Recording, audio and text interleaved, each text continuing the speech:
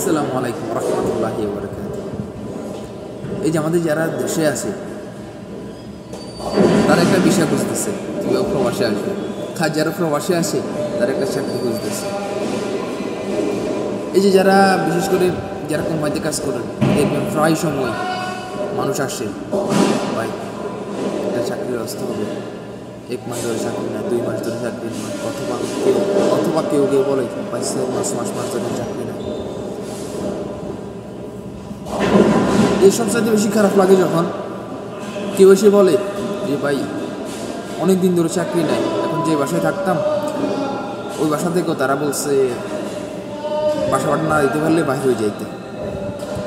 যখন এই বিষয়গুলো যখন আসে, যখন কেউ যখন বলে, কেন নিজের অজান্তে মানে একটা খারাপ লাগা কাজ করে যে একটা মানুষ প্রবাসে আসছে আশা ভরসা করে, কিন্তু আসার পরে এই যে চাকরি বাকরি বিভিন্ন সুযোগ সুবিধা নিয়ে এতটা অসুবিধার মধ্যে থাকে। বিশেষ করে যেখানে নিজের দিন শেষে যে চাকরি খুঁজে ক্লান্ত শরীর নিয়ে যেখানে যে একটু রেস্ট নিত থাকার জায়গা, ওইখান থেকেও যখন বলে বাইরে হয়ে যাইতে, ওই পরিস্থিতিটা আসলে কেমন এটাকে একটু ফিল করে দেখা। কিছু কিছু মানুষ এমন পরিস্থিতিতে আছে, আপনার গত বছর আপনার দাম্মামে একটা ঘটনা ঘটছে। একজন মানুষ আসছে প্রায় 4 থেকে 5 মাস হয়েছে, তো আসছে অনেক টাকা ঋণ করেই আসছে। একটা সাপ্লাই কোম্পানি আন্ডারে 2-3 মাস কাজ করছে, কিন্তু বেতন দেয়নি।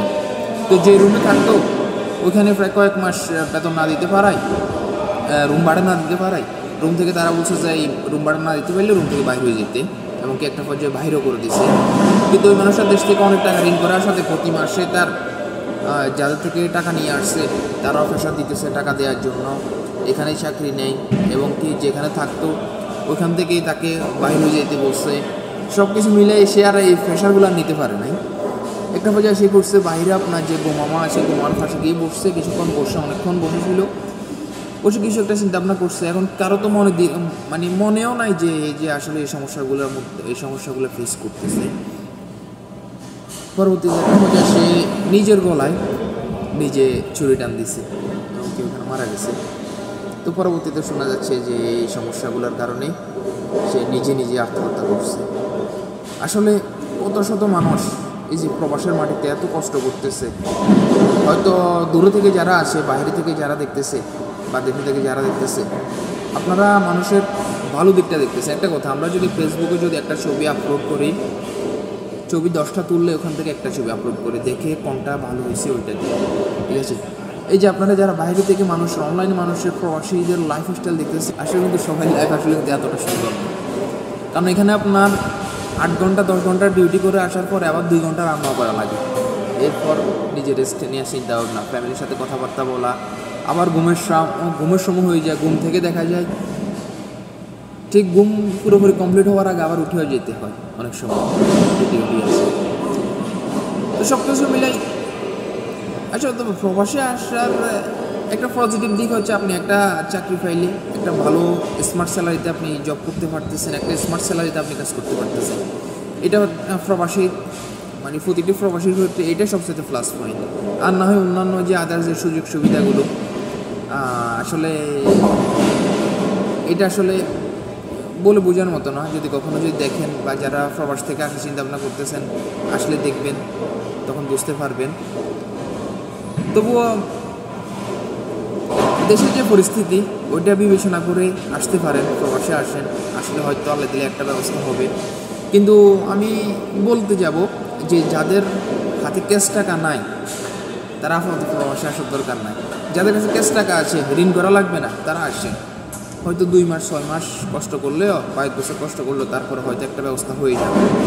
যাদের প্রবাসী মাটিতে যাদের আত্মীয় স্বজন আছে, যে আপনি একটা ঝামেলায় পড়লে, বিপদে পড়লে আপনাকে ব্যাকআপ দেওয়ার মতো একটা অ্যাবিলিটি আসে, আপনার একটা আত্মীয় স্বজন আছে, তাহলে আপনি আসতে পারেন।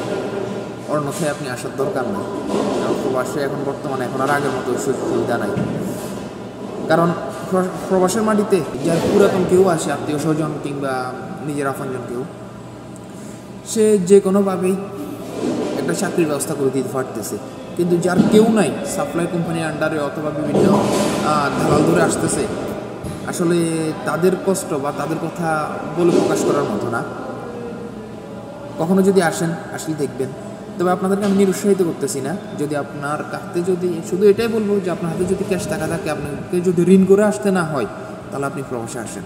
কারণ আপনাকে 2-6 মাস চাকরি একটা পাইতে, একটা ভালো একটা সুযোগ সুবিধা পাইতে 2-6 মাস সময় লাগলেও আপনার জন্য অতটা সমস্যা হবে না। কিন্তু যারা ঋণ করে আসেন, তারা দেখেন 1 মাস 2 মাস 3 মাস চাকরি না পাইলে তাদের এই যে ঋণের টাকা পরিশোধ করতে হবে, এই টেনশানে কিংবা এই পেরেশানিতে বুকে মাটি লাগিয়ে যায়।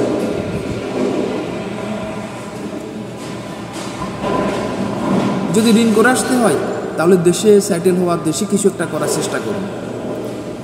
আর নিজের হাতে যদি ক্যাশ টাকা থাকে, নিজে যদি এখানে যদি আত্মীয় স্বজন থাকে, নিজের এখানে যদি পরিচিত পুরাতন কেউ যদি থাকে যে ইনশাআল্লাহ কোনো সমস্যা হলে আমাকে ব্যাকআপ দেওয়ার মতো, সমস্যা কাটিয়ে ওঠার মতো এখানে আমার লোক আছে, তাহলে আপনি আসতে পারেন।